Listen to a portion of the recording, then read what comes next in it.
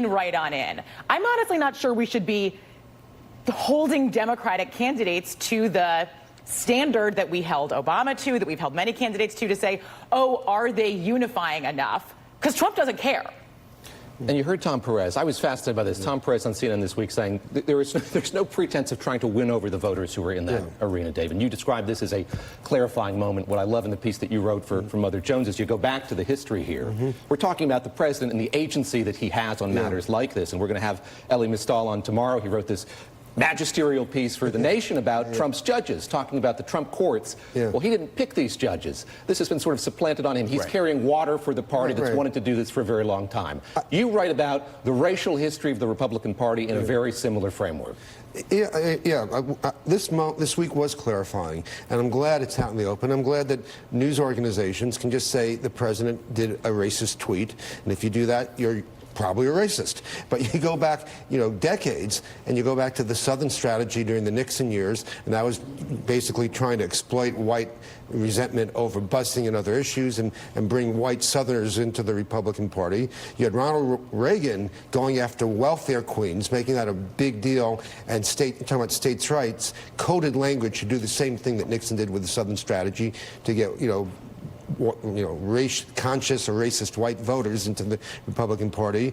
And more recently, you had in the 90s, Newt Gingrich putting out a memo to Republican candidates saying, forget about policy battles with your Democratic foes. You need to demonize them. And how do you do that? He gave them words to use: pathetic, bizarre, radical, and traitors. He advocated calling Democrats traitors. And so you have this basically fusion of racial politics and the politics of demonization.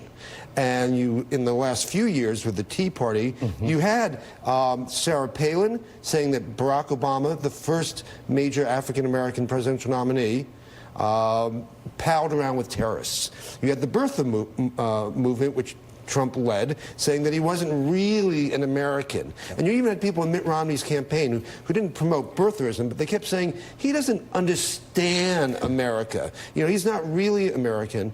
And so you've had all this leading up to the Trump moment. So this is not an aberration. This is a culmination. Don Calloway, to that point, you look at the Republican response to all of this. If this isn't a concrete strategy from the president, you see Republicans treating it as such. That's what we saw in the response this week. Yeah, well, I think there's no further debate that this is the party of Trump at this point. There is no Republican identity outside of him. But I think that if you consider a very big picture idea here, Joy Reid has led on a thought all week that this president, campaign time came around real quick. It seems like we were just in a presidential cycle, and now here we are.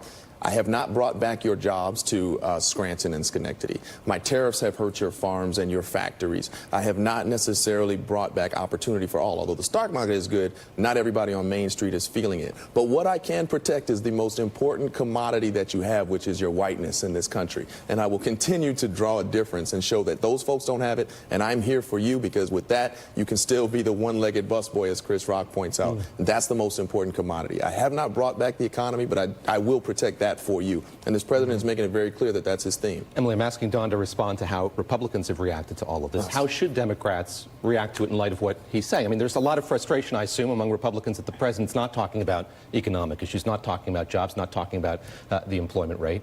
How do Democrats respond to broadsides the likes of which we saw this week and the economic issues that Don's bringing up? It is an opportunity for Democrats to show that they have vision. They have a way, and I know this is directly contradictory to what I just said, that I'm not sure that Democrats should be talking about unifying the country and speaking to everyone, but I do think that it provides an opportunity for Democrats to say, look, I'm not just counter to him, I'm not just the opposite of him, but I have a vision for how to move the country forward.